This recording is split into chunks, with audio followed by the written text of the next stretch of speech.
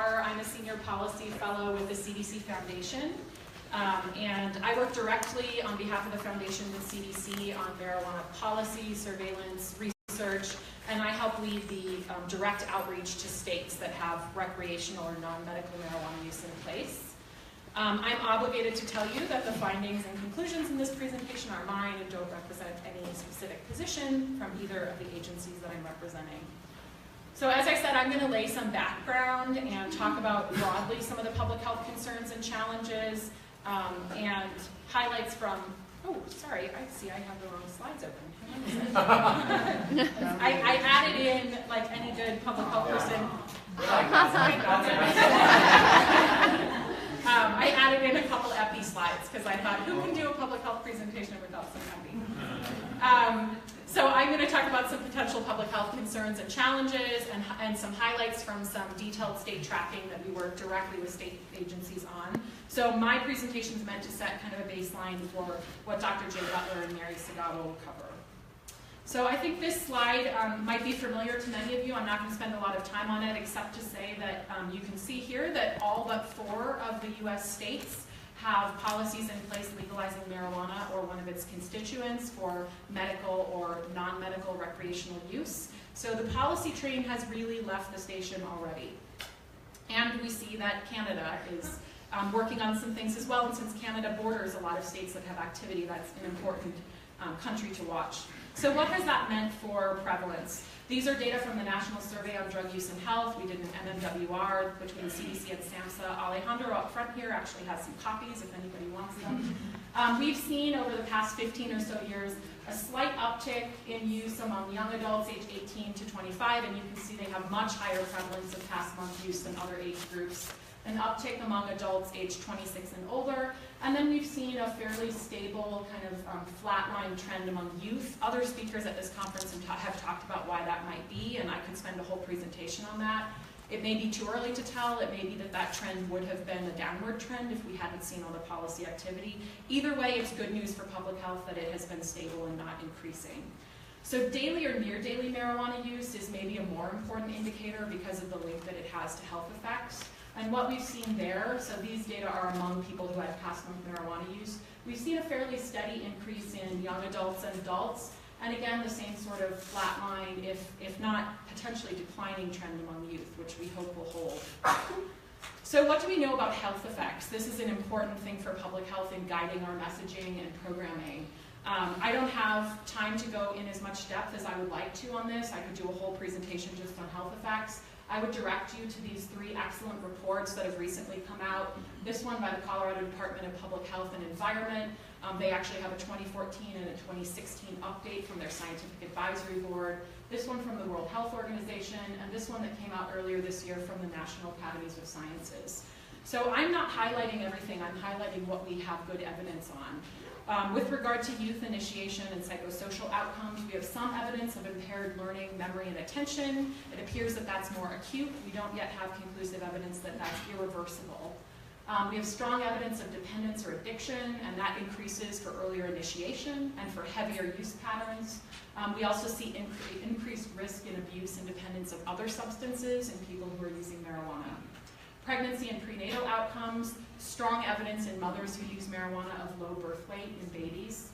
On injury prevention and control, we see strong evidence of increased accidental ingestion by children in states that have legalized non-medical or recreational marijuana, and an increase in motor vehicle crash.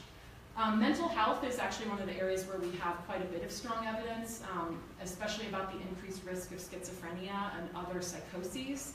Again, that's tied to earlier initiation and heavier use. There's some evidence of increased risk of other mental health outcomes, and then we see increased risk of respiratory effects. So you may be saying, why isn't something like lung cancer up here? And you may be looking at this wondering why other areas are not listed. Those are not listed because we don't have conclusive evidence to have them make sort of this hot sheet of what we know. I like to tell people I think for marijuana we know less about the health effects than we did about tobacco when the 1964 Surgeon General's report on lung cancer and smoking came out. So that lets you know how far ahead policy is of the science. And there are a lot of reasons that teasing out the health effects for marijuana has been difficult. There's variation in strain and potency, and we see that increasing. There's variation in modes of use, and that's also increasing. We see strong overlap with tobacco, alcohol, and other drugs. Those often aren't controlled for in the studies we have so far. Strong overlap with other social determinants that also may not be controlled for. And frequency of use is generally poorly defined or not captured. So it's conceivable to think that health effects are going to differ, not just based on how many of the past 30 days you've used, but on how frequently you're using on those days, and we have not had a good measure of that. I would be remiss if I didn't talk about therapeutic uses. Although marijuana is a federally Schedule I substance, we have evidence of use for multiple sclerosis, for chemotherapy-induced nausea and vomiting, and some evidence for chronic pain, although it's important to note that the chronic pain evidence, a lot of that comes from studies of individual cannabinoids, not of the entire plant. So again, you may be saying, well, my state authorizes use for a whole slew of other conditions. They're not listed here because there's inadequate scientific evidence. That doesn't mean that they're not valid uses. It just means we don't yet have the science to say that. So I think lack of good data and surveillance is a huge public health challenge that we hear from the states that we work with, and it makes public health messaging and programming extremely difficult when anyone can find a study to support whatever they want to say about marijuana. The fact that marijuana has legitimate medical uses can also be challenging when states are thinking about non-medical or recreational messaging. And I think this is really one of the hallmark things that makes marijuana different than tobacco, and that's why you can't just apply the entire tobacco playbook. There are legitimate medical uses. We also hear from states we work with that almost in an unprecedented way, marijuana is a new area for public health. A lot of public health agencies haven't had concerted efforts around marijuana, and especially early on, it was literally being dropped in the lap of public health agencies after the ballot measures were voted in. I think states are being smarter and thinking in advance about it, but that's a big challenge for public health. You can see I've just listed here some of the areas of a public health agency that would be touched by marijuana legalization. And so it's also not something you can just silo in a specific area of a public health agency. It requires resource-intensive coordination, and there's a clear role for public health. The sad thing is there's limited funding coming to public health agencies to do this important work. So we realized early on in our work with states that there was a need to sort of track policy, and especially areas of policy that were of interest to public health. We heard from states that often academia is behind or is getting things slightly wrong with regards to policy, and in fact, people in the state outside of the regulatory agencies are often not even up to date because policy is changing so quickly. So we have engaged for the past year or so in quarterly policy updates to this massive tracker that I'm going to give you the high points of. So you would not want to see the whole thing. It's like pages and pages of Excel files. But we've worked with state public health agencies and their regulatory partners to get quarterly updates on what the latest is to their rules and regulations and laws. We also review ballot measures, laws, rules, and regs. What I'm going to talk with you about briefly today is just a snapshot in time. It is cross-checked by agencies, but if something has changed in the last 2 weeks, it may not be in my slides, and that may have happened. I'm going to present overall policy, kind of lay of the land, and then talk about similarities and differences between states. So these are the basic areas that we have assessed. The basics of the policy, that's really what is being regulated and who is doing the regulating. Packaging and labeling, which includes a slew of things, including details about edibles, and then time, place, manner. These are the 8 states that we work on tracking with, and these are the 8 states that have legal non-medical policies in place and have marketplaces that are planned or open. So we don't track in DC, there's not a marketplace plan. So you can see in chronological order the year that the ballot measures were passed in those states and the percentage of support that the ballot measures received, and you can see when their stores opened. So you can see initially there was like a 2-year lag between the ballot measure passing and the stores opening, and we've seen that greatly shortened with Oregon and Nevada, for example, doing a quick start where their medical dispensaries started dispensing recreational products much sooner than that 2-year turnaround.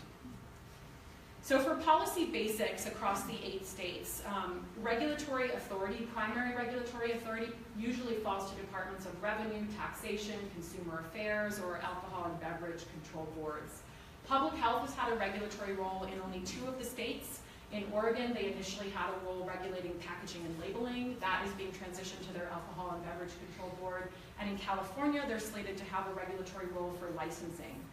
5 states have rulemaking or advisory boards that actually directly make the rules or advise the regulatory body on making the rules. Public health sits on all of those except in Washington state. And industry sits on all of those, except in Washington state. And Dr. Jay Butler is going to talk probably a little bit about how industry, in some cases, has a dominant voice on those, which isn't always in the best interest of public health. What's legal in most states? Most states have about an ounce of possession, 7 to 8 grams of concentrate. Massachusetts and Oregon have higher home possession limits. Home grows are allowed in all states except, as you heard from Rick Garza this morning, in Washington, and most of them have about 6 plants. Taxes vary widely, excise taxes vary widely. So Maine and Massachusetts have excise taxes around 10%. Massachusetts initially had a 3% excise tax, and just last month increased that. And Washington has a 37% excise tax, and I'll talk in a second about why it's much higher. 15% is around the norm. Importantly for public health, I think Alaska is the only state with a weight-based tax, and that can be important for driving people towards products that aren't necessarily concentrates. Vertical integration, which as Rick Garza talked about this morning, is being a producer, a processor, and a retailer, is allowed in all states except for Washington, and that's partly why you see the higher tax rate in Washington. They're taxing at each level of licensing. Now, sort of the sad story, funding for public health agencies. Only 4 of the 8 states with retail marijuana in place have actual or expected funding for the public health agency, and it's a very wide range with bare bones to do surveillance all the way up to what we see in Colorado where there's a more sophisticated program. Public health funding has typically been earmarked for surveillance and education. There are some aberrations, like in Washington State, public health has money for treatment or quitline, helpline type program. And funding is not protected in any state. So we see in a legislative cycle, there's always a battle to try to keep the limited funds public health has. Medical marijuana marketplace. Alaska is the only state without a medical marketplace. Washington is the only state where the medical and the retail or adult use marketplaces have been fully merged. All other states seem to be moving towards parallel regulation between medical and recreational, and some states like Colorado will be prohibited unless they have a constitutional change from ever fully merging those markets. Local control to ban or amend policy exists in all of the states. There's sort of fine print that differs in each state, but locals can make some decisions on their own in each state. There are tax implications, so for example, if locals choose to ban a policy, in a lot of states they don't reap any of the tax dollars, which makes sense. Packaging and labeling. These are important interventions, especially things like the universal symbol to try to help prevent accidental ingestion. The universal symbol is only required in 2 states right now, Colorado and Oregon. This is Colorado's, denoting that this is marijuana. This is Oregon's, this is their medical product and non-medical product. The universal symbol will be required in 2 new states that recently legalized, California and Massachusetts. Warning labels, this is another area where we see a lot of variation across states. They're required in all states, but they look really different. Some states require them on the package, some states require them at point of sale. The most common warnings are against youth use and against operating machinery or driving or some sort of impairment warning. Some states include warnings about dependence, so that would be in Alaska and Washington, and delayed effects from edibles, that would be in Colorado and Nevada. Another important packaging and labeling intervention is childproof packaging. This is required in all states, with the exception of Maine and Nevada, where they're still going through rulemaking. Most states require resealable packages. So this is an example from Colorado of what they might send your edibles or your dried flower home in, and you could take something out and put the lid on, and it would still be childproof after you'd opened it. They also are required to leave the store in a childproof package. So again, that's a great important public health intervention. Cannabinoids and pesticides that are required to be listed on the labels vary dramatically. All states require THC to be on the label. Some states are moving towards a percentage range of THC and not just 1% to be more reflective of what's in the product. And 3 states require the CBD amounts to be on the label. No states require pesticide disclosure. Edibles, a lot of variation here. 4 states have a 10 milligram serving size. That's what we see in California, Colorado, Washington, and Nevada. 2 states have a 5 milligram serving size. They really vary as far as whether the edibles have to be individually scored or individually packaged. Most states prohibit products that look like candy or other commercial food items, so you may all be familiar with this picture. You should not be seeing this in any state with a retail adult use marketplace. Adulterated products are prohibited in some form in 4 states, Alaska, Colorado, Washington, Nevada. So that would be like these goldfish being sprayed with the marijuana coating. That's been prohibited in those 4 states. And Washington is the only state that has really expressly said that only shelf-stable products are permitted. So you wouldn't find like jalapeno poppers, for example. Public and on-site consumption. I think this is the biggest threat to tobacco, smoke-free, clean indoor air laws that we've seen to date. And we see a lot of activity here. Any public or on-site consumption is prohibited in Washington or Oregon. I want to mention that both of those states had legislative activity to change that. The following states, California, Colorado, and Massachusetts, prohibit on-site or public consumption unless the municipality approves it. And so we've already seen that Denver in Colorado has approved on-site consumption and is in the process of rolling that out now. Rulemaking is underway for potential exemptions that might allow people to consume product in the retail locations or elsewhere in Alaska and Nevada. And Maine's ballot measure actually allowed for social clubs when it was voted in. We're not sure what fine print will be added to that.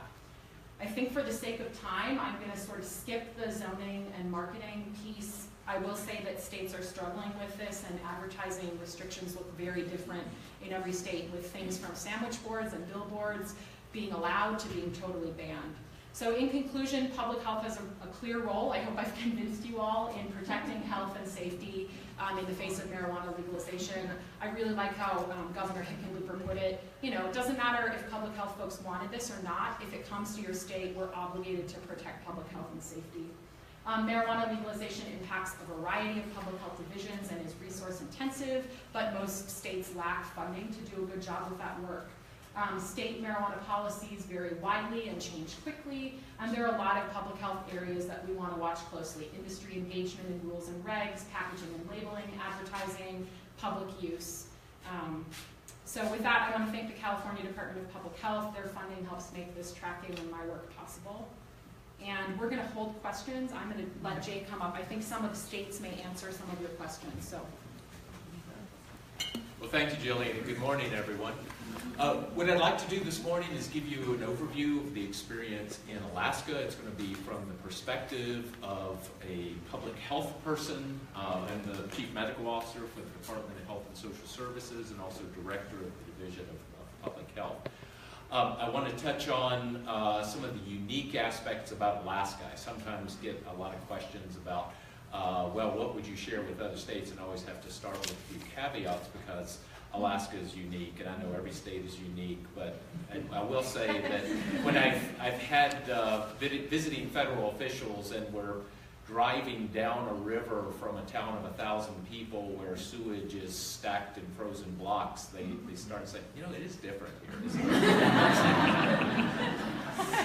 So, and then I want to spend a little time talking about what, at least in my opinion, has gone well, what would I do differently if I could call a mulligan and play it over, some of the emerging challenges, and then close just with a little bit of the public messaging. So 3 elements of the history in Alaska are unique, and this may be the most important one right off the bat, is marijuana has been quasi-legal in Alaska for some 40 years, over 40 years now, because of what's known as the Raven Doctrine. And this was a suit that led to an ultimate decision by the state Supreme Court that under the Alaska Constitution's guarantees for the right to privacy, this would include the right to grow and possess small amounts of marijuana in the home for personal use. There was, subsequent to that, quite a bit of flip-flop back and forth. Marijuana was decriminalized by the legislature in 1982 and actually allowed up to 4 ounces of possession. It was recriminalized by a ballot measure in 1990. the concept of legalization for medical purposes was approved by a ballot measure in 1998. And then the Court of Appeals overturned the ballot measure from 1990 in the early part of the 21st century. And if you're tracking, you've had more coffee than I have, because it really comes around quite a bit. Fast forward now to 2014, ballot measure 2 passed. It was called an Act to Tax and Regulate the Production, Sale, and Use of Marijuana, passed by a majority of 53%. This was an interesting election in that it kicked out the Republican incumbent governor and put in an independent, kicked out the incumbent Democrat senator and put in a Tea Party Republican, and passed a raise the minimum wage bill. So quite a mix of bills, and we legalized marijuana. The ballot measure included Alaskans aged 21 and older may possess up to 1 ounce and 6 plants, and I believe it's 3 can be flowering. Established a marijuana control board in the Department of Commerce, which ultimately required passage of a bill in the legislature to really authorize that board and to fund it.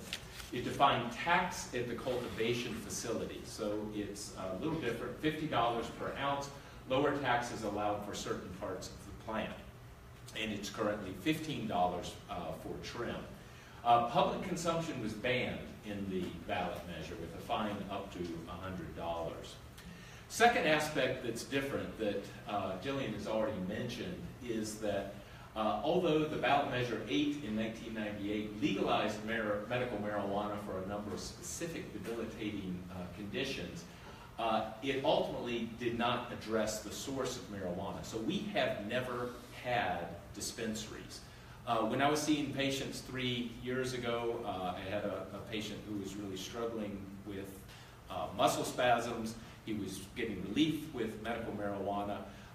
So just for grins, I said, do you have any trouble with access? And he looked at me with pity.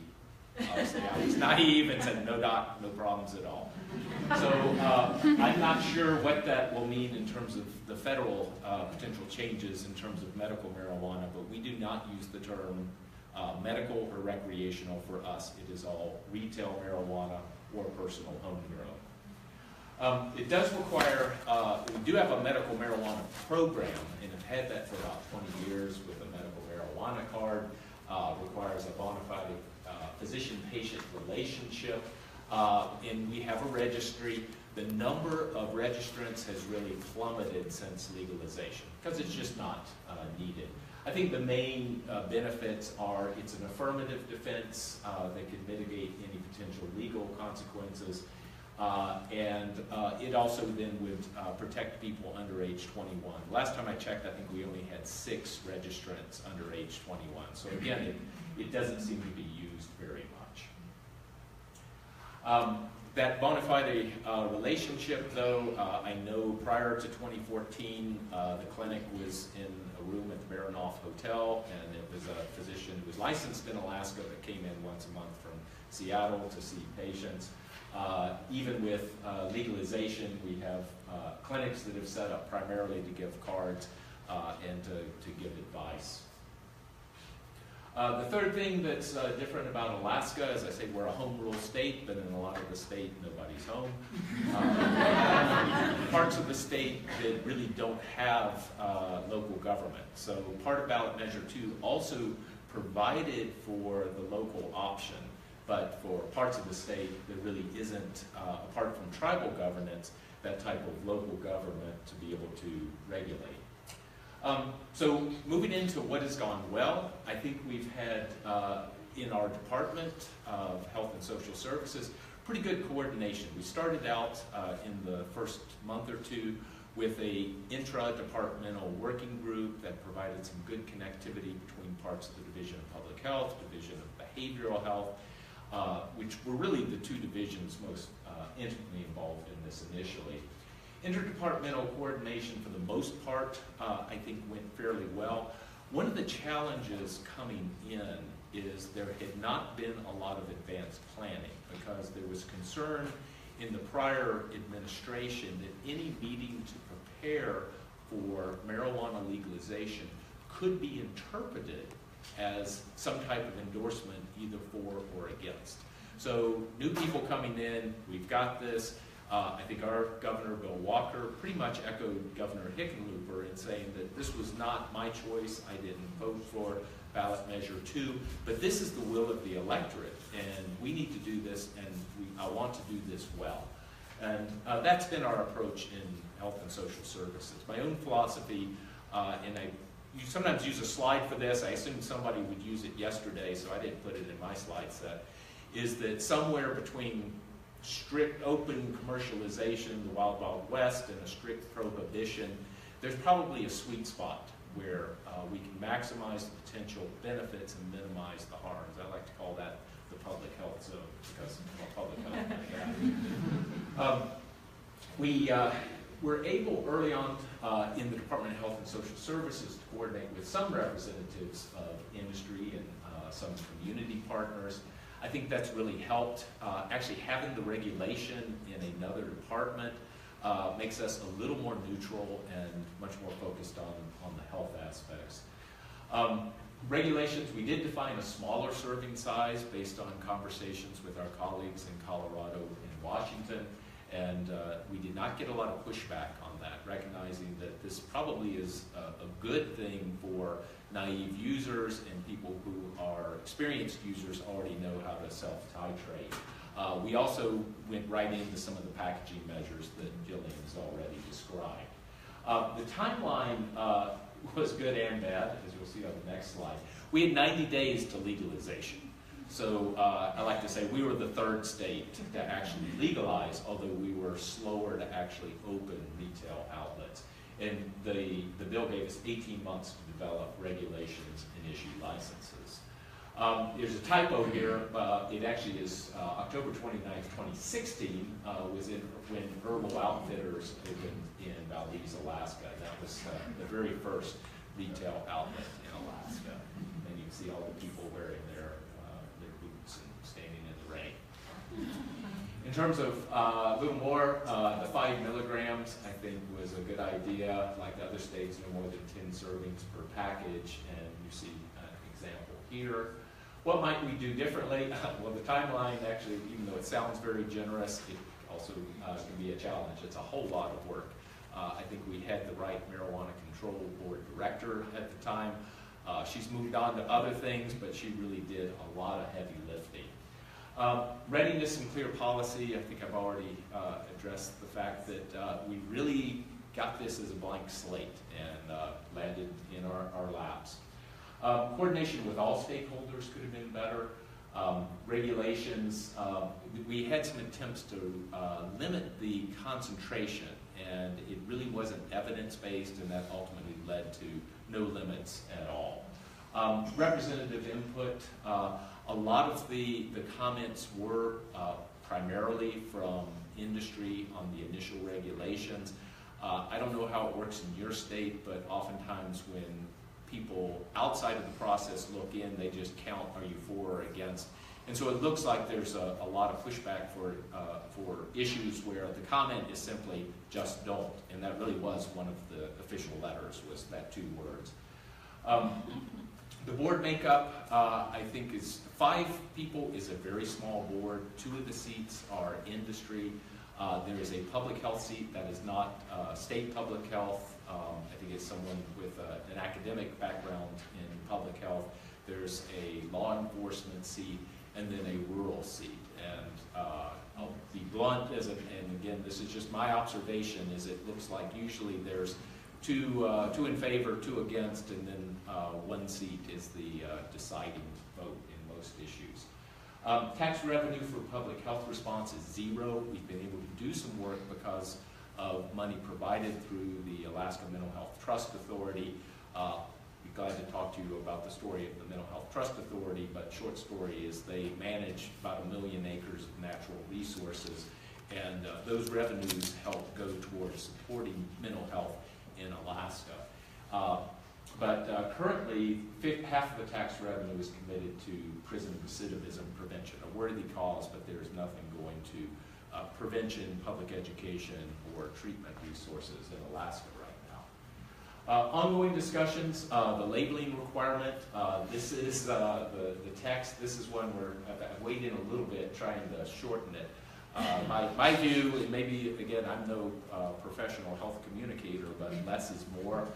There's an awful lot here, and I've never seen a font size less than 1 before.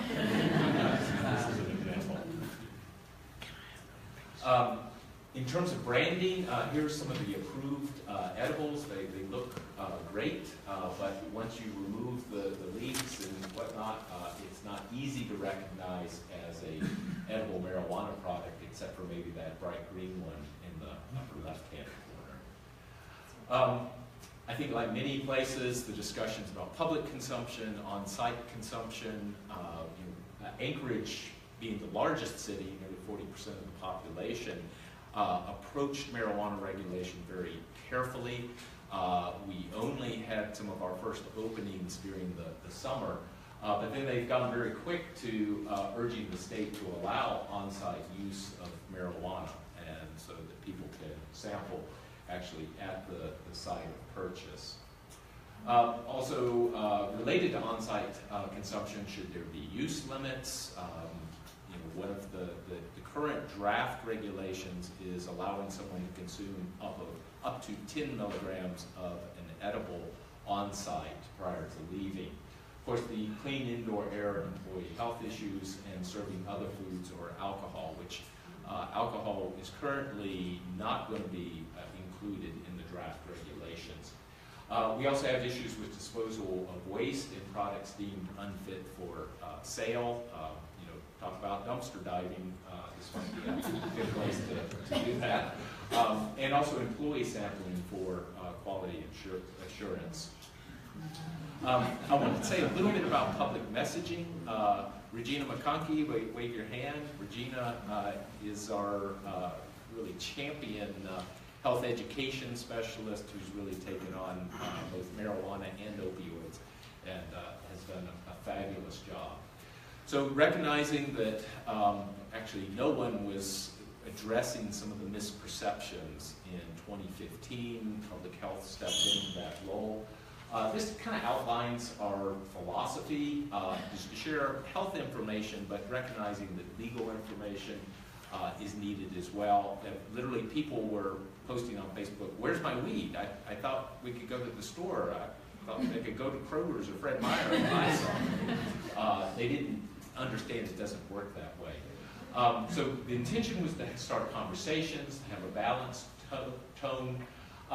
One point that I've had some pushback on is to employ humor when appropriate, but to avoid stereotypes. And that's always the danger with humor. And to be a trusted place to go and ideally use social media, not just broadcast media.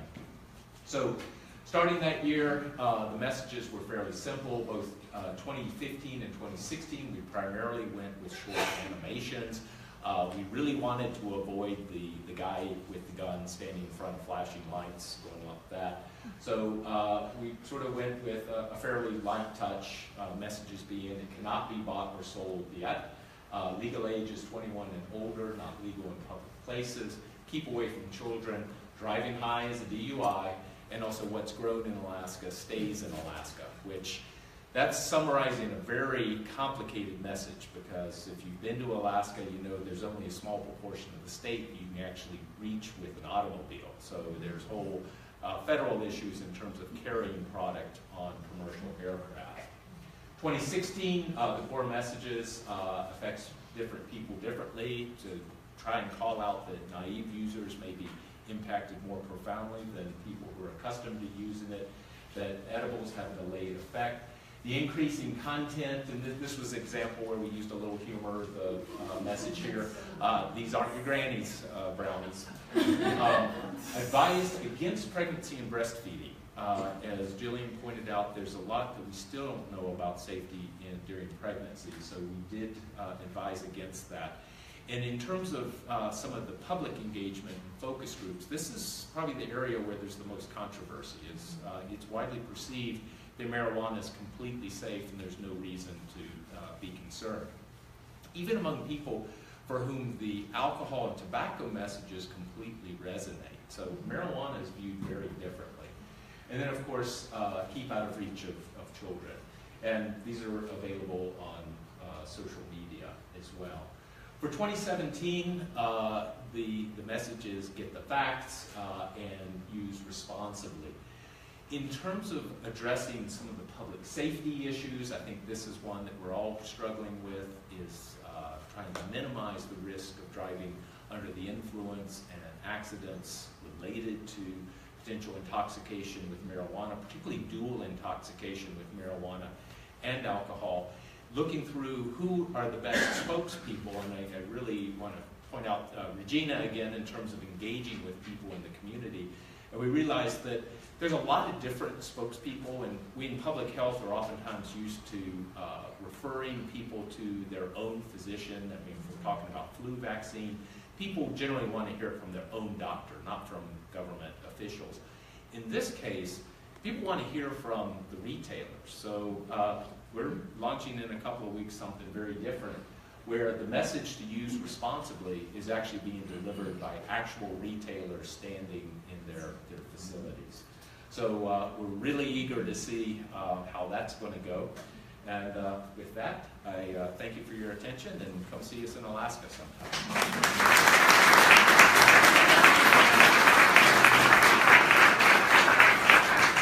I think we have time for one question for Dr. Butler, if somebody's got one.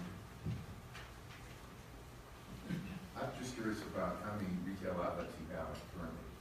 I don't have an exact count. It's a couple dozen. Anchorage, I think, probably has a dozen now. Does that sound right, Regina? It might be a little bit more.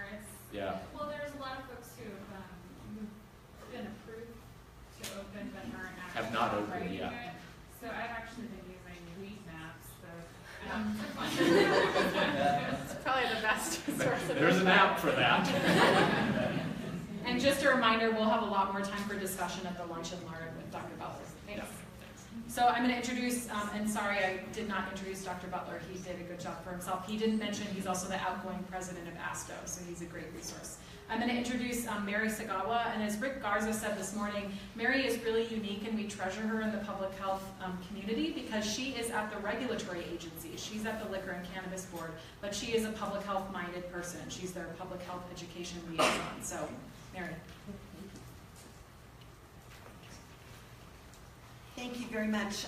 It's great to have this opportunity, and I think as you saw from Gillian's presentation, there are a lot of differences for Washington State. We've been operating, the initiative was 2012, and we continue to learn and change and grow. So I want to preface this by saying what you see here today, if we're all back here in a year, it may look a lot different because we continue to make changes and try to improve what we're doing. So our agency, and again, with my public health and prevention background, I came to the agency just almost 8 years ago, and was hit with some interesting things because I came as their alcohol education person because it was the Liquor Control Board. Well, in 2000, so that was 2010, January. 2011, we had an initiative that privatized alcohol in the sale of spirits in Washington State. So big change in the agency with laying off a lot of people and changing how we did things. 2012, the initiative passed for marijuana legalization. Again, big changes. I just am telling you this because I want to reiterate, it's not my fault. It all happened right after I came, and I had nothing to do with it. So our mission is public safety, and as Gillian said, we have a board that doesn't have a public health person per se on there, but none of our 3 positions are designated as representing anything in particular. They're appointed by the governor, but they're done well, and we have an excellent board. Our chair is with us today, Jane Rushford. Jane is very committed to public health. We have a former county prosecutor who's very instrumental in helping us keep that law enforcement aspect in mind. And then we have a very talented person from the business world, not the cannabis business world or alcohol, who brings that balance too. And so we have a wonderful board that we work with. So our mission is public safety, public trust. Quick background on this, it all started in Washington in 1998 with medical marijuana being not legalized specifically, but an affirmative defense was allowed. So that really started the ball rolling on medical, and I'm not going to go through all of this. You can see how things progressed, how our unregulated medical market was finally brought into integration with the recreational in 2016. At that point, a lot of unregulated storefronts were shut down, and it really made a big difference, I think, in how public health looked in our state. An important piece all along the way has been collaboration. When we started this, like Colorado, it was drinking from a fire hose, and as Rick talked about this morning, we didn't know about marijuana grows, with marijuana operations. We had a lot to learn. We brought in a consulting group called BOTEC that include Jonathan Calkins and Bo Kilmer, as well as others, to get information. They did some research for us, really looking to wherever we could to get the help. We started having interagency meetings that included public health and included our Division of Behavioral Health and Recovery, Department of Agriculture, State Patrol, anybody that was going to be affected. Some of them came kicking and screaming.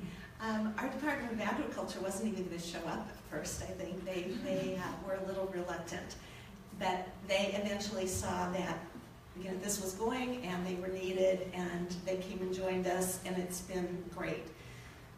We didn't know what we didn't know, and that makes it pretty difficult. And again, the research is behind. So the other thing we did is we went out right away and did listening sessions all over the state. When you do these listening sessions, you get an interesting group of people, I will just say. You get the people who come in and say, I've been growing marijuana for 40 years and you need to hire me to do this for you. And some were pretty belligerent. Some of the sessions were pretty tense. Public health people who came to these and prevention and treatment people felt pretty intimidated in these sessions. They were outnumbered. They were out-yelled in some cases. And it was difficult. So the other thing we did was we had separate sessions with public health prevention groups and with law enforcement. And that really helped a lot to hear that voice. And we had some of our public health people who, as they walked out, were threatened by some of the people in the audience. So it can get a little scary at times. So Rick went over this a little bit. I'm just going to kind of hit some of the things that, to me, and I want to say this is from my perspective, kind of from where I sit with my lens, from having worked in the community and now being part of a regulatory agency. So I want to hit some of the things that I think have been most important as we look at public health, safety, prevention, protecting kids, etc. We've got the age restrictions, the possession limits, all of this, the retail store limits.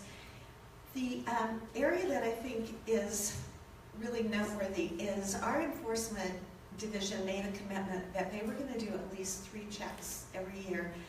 And they do multiple if there's a violation. So if there's a retailer that is having a problem, they're going to be back and checking them more often than that. And that 93 compliance rate, it started a little lower, but all along it's been pretty good, because I think a lot of our retailers have realized that this is new, and if they don't do this right, they're going to lose it. They're going to lose not only possibly their stores, but the reputation of the whole industry is going to suffer. So the retailers, the industry can be a good partner in public health because they know that their reputation is important and their success. The home grows piece, we have not had home grows. Our legislature now has said, we want you to come back to us in December with a study on some options for potential home grows. We are reaching out and getting feedback from all different groups. I will be meeting with bringing this up with our Washington Healthy Youth Coalition that's made up of agencies that have some part to play in preventing youth use of alcohol and marijuana. We'll be reaching out just across the board to get as much information as we can. And I'll just say, if you have information to give me from your state, I welcome it, please. We want as much information as we can, because I think a lot of us see this as a real potential problem, and we need to present an objective review to the legislature that our alarm bells are going off on this one. Packaging and labeling, you've heard a little bit about this. This has been one of the most challenging aspects, I think, of what we've done. We have a lot of warning statements that are required either on the packaging or in materials that are available to purchasers when they come into the stores. We're going through a review process right now, looking at our packaging and labeling rules, and we're going to make some substantial changes to those. We've been talking with Oregon and Alaska and Colorado quite a bit.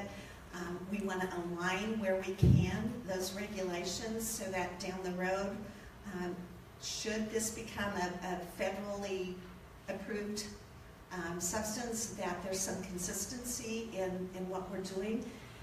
As Jay showed you, they will use the smallest font if they have a small package. And so we're looking at, okay, we need to look at font size, we need to look at what really should be on the packaging, what should be point of sale signage, what should be available via website, trying to prioritize those things to make them make sense. Because, as Jay said, less can be more. If you have too much on there, they're not going to read it. I mean, how many people, show of hands, how many people read the whole insert you get when you get a prescription? You're one. Gillian. You are such a nerd. You can see it. It's like this big. You should have known. So, congratulations. They will be prized later. Okay. So it's, how do we make the most of this? How do we really key in? Again, kudos to our Poison Center for helping us with this, this symbol. They have this, other states can use this. This is the Poison Center numbers on there, the 1-800 number. This is not, you would just need to contact our Poison Center if you're interested in using that. They did this in a way that it could be used for other products. Interesting, our cannabis people have said, why don't you require this on alcohol? So, well, we'd like to. That would be great. We'd love to do that. So it's been great working with them on this. But again, lots of revisions underway. We do have the review group. That can become challenging. I'm out of the office a lot, so sometimes I don't see the products because they can't wait for me to get back, so we're looking at how would we change that process. We do not review the packaging right now and I don't know that we will because it's such a big task, again, looking at resources, but for the usable, so the smokable products, we don't look at that packaging. We respond if there are complaints on it. But even with the others, the regulation says especially appealing to children. So yes, cookies and brownies are appealing to kids, but adults eat them too. So we really look at what are the things that are targeted at kids. We did not allow hot chocolate because that's the only drink, that hot drink that's targeted at kids. There was another one that it was challenged, but it was upheld, but we did not allow hot ramen. Yeah, you heard me right. Because that is a common after-school snack for kids, or it's something kids can make when parents aren't around. And we were able to say, you know, this is there's too much product confusion here, and we don't want our kids mistaking these packages. So again, here's the list. I think Rick had this picture up with the edibles and what's especially appealing. Poison Center data, I wanted to point this out for a couple of reasons. We have our 2015-16 data up here, and you'll see that 0 to 5, it stayed pretty constant on numbers. Where we saw increases, though, is 20 to 29 and 30 to 49 years. So that's not a packaging and labeling issue. That's a use issue. And so, kind of interesting. The other caution that, and Poison Center agrees with this, a cautionary statement on this data is that we've been publicizing their number. We've been saying, if you've got a problem, call this number. And it's not illegal now, so people are feeling more comfortable calling. They're not going to be reported to the police because it's an illegal product. So we don't know how much of this is an increase, a natural increase, or an increase because more people are calling and they're not just kind of waiting it out. Advertising is another area that we're making changes. This has been somewhat wide open. Our legislature in 2017 added restrictions on this. One of the challenges we have now is that we are looking at, there are certain things that cannot be on there, like cartoon characters, movie characters, depictions of plants or products, but what images will we allow? And we've got to set up rules about what images we will allow. And again, places for input from public health and prevention. Again, the billboards have had the requirement of warning statements, but I was walking under a billboard the other day and I literally had to be right under it to read the warning statement. So there will be changes made on that. These are just some examples of what you see. So these are some of the billboards, and a lot of these will not be allowed because there's products on them or use being portrayed with the smoke. We had the waving arms and the sandwich boards and the sign spinners will not be allowed anymore, so we're really cutting back on what people are going to see as they're driving down the street. I'm not going to talk about drug driving. I think you've heard a lot about that already, but that is one of the issues. Again, the challenges on research not being there to really substantiate is 5 nanograms really the right amount. So other issues and challenges, we talked about the pesticide protocols a little bit. There are things that are allowed for products that can be smoked, and people said, why don't you look at what's allowed for tobacco?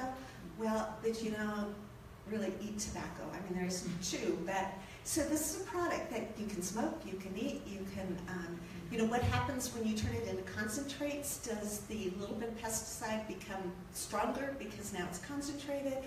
All these questions on pesticides. The enforcement capacity, not only for our agency, but for locals, needing financing for that. Revenue allocations, Rick showed the list. The challenge here is that the initiative had certain percentages that were allowed for public health, prevention, treatment. 2 years later, the legislature changed that to up to 10%, up to 15%, and the amounts allocated were a lot less. So those, even though it looked good in the initiative, it was not protected well enough, and the legislatures pulled a lot of that money. Here are some examples of some of the things that we did early on. Even without funding, we knew we had to get information out about the laws and some of the warnings for parents about the effects for kids. So these are all available. You can look at a lot of this on our website. Our public health department got funding for media campaigns. So the poster at the right is an example of one of the things they did in terms of public health. So there's a lot happening. We're working on revisions to a lot of this. A lot of our focus on the media campaign has been targeted social media. So we were told, people said, we haven't seen anything targeted at kids. We said, well, if you're seeing it, you're on the wrong websites. You know, or we're doing the wrong thing if it's showing up on the things that you're looking at. So real targeted media campaigns.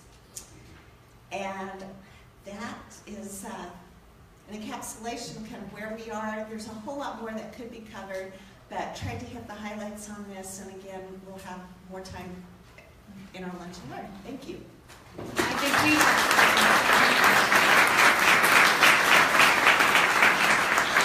think we have time for one question for Mary. So you mentioned about the legal challenge to the ramen thing. Have there been any pushback or legal challenges on the advertising restrictions? Advertising has been tricky. We've been pretty lenient on that because of being a state agency, the problem with First Amendment. And so a lot of what we didn't do was because of the First Amendment. But with our legislature coming back and adding restrictions and then telling us that we can add more rules, it's opened the door for us to do more restrictions. So we'll see what happens as we do that. That First Amendment has been the challenge. Thank you. Are all these slides up? Yeah, I think the slides, because there was confusion about our lunch and learn and this, the slides may be under the lunch and learn. I'll check. If you can't find them, we'll make sure you can. So Andy Baker-White from the, let me go to Andy's slide, from the Association of State and Territorial Health Officials is going to give us sort of a wrap up and sort of a future look at what some of the concerns for public health might be. And then again, just a plug that we hope you'll go get your lunch and come back here to have a lot more discussion with Dr. Butler, with Mary, and with folks from 3 other states. So Andy. Thank you, everyone. Good morning. So yes, with 5 minutes left in this hour, I get to give a very brief kind of review of some of the future policy issues that we're going to be dealing with. And actually, Derek, you mentioned one of them that will, I think will be one that we will be dealing with in the future quite a bit with the marijuana industry. So just real quick, shortly about ASTO, where I'm from and where Dr. Butler is our current president. We're a national nonprofit representing the state and territorial public health agencies, and our vision is healthy people thriving in a nation free of preventable illness and injury. We're actually celebrating our 75th anniversary this year. And here's a quick map. We represent 59 jurisdictions across the country, states and territories. So with the issue of marijuana legalization and kind of the future policy that we're going to be dealing with, I thought we'd take a real quick kind of step back and look about who has dealt with it, who is dealing with it besides us in the states.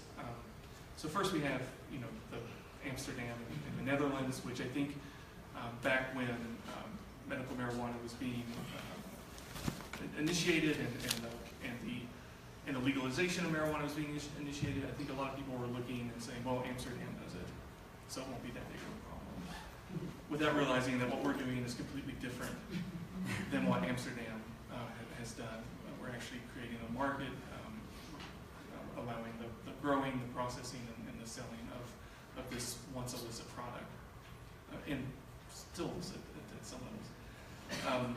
Another area that's been dealing with this is Uruguay. And they've kind of gone the opposite direction of where we are with completely governmental run, controlled marijuana regulations. So it's the government grows it, the government processes it, the government sells it. So, we can't really turn too much to them at this point. And here we are in the U.S., so we're dealing with our own policy issues that are unique to us. And I think one that we've been dealing with, that we're going to deal with some more, a lot more in the future, is the issue of federalism. So we have the division of powers between the states and the federal government. Early on, when Colorado and Washington adopted retail marijuana, the Department of Justice issued the Cole Memorandum, or the Cole Letter, which set out the criteria of, okay, if states, if you kind of follow these rules, we'll let you try this experiment, we'll let you try what you're going to do. And it was just recently that Attorney General Sessions sent letters to Alaska, Oregon, Washington, Colorado, kind of setting out some of the issues that they're seeing with how states are dealing with the provisions under the Cole letters, and I believe all those states, I think, have responded. So pretty interesting reads if you want to go see how states have been addressing how they feel that they're adhering to those federal not requirements, but kind of those federal guidance, I guess you could say. As Derek pointed out, the First Amendment I think is going to be a huge issue as we proceed with retail marijuana. We've seen what a good job, I guess, the tobacco industry has done in kind of forming the concepts of commercial speech and kind of being able to bat away government requirements for certain advertisements or warning labels and so forth as coerced speech. So I think the First Amendment it's going to be a huge policy issue as we get down the road. Enforcement is another policy issue that we're going to be dealing with. How do we enforce? We already know about the DUIs. Seeing that someone actually is intoxicated by marijuana, these states will continue to deal with those limits. How do you tell? Housing issues. So when the neighbor in the apartment below has their they're allowed to go buy their retail marijuana, but we know that the smoke doesn't stay on one level. States are going to be dealing with those types of issues. Dr. Butler and Gillian have also addressed that public use is going to continue to be an issue. I think workers' protection is going to be another issue that we're going to be dealing with more of, especially with a lot of the pesticides and the federal OSHA departments. I think kind of right now they're not, you can't do things that might protect the workers. It's kind of being left to the states. So I think as we get down the road, kind of what kind of workers' protections at the state and federal level are we going to be able to see?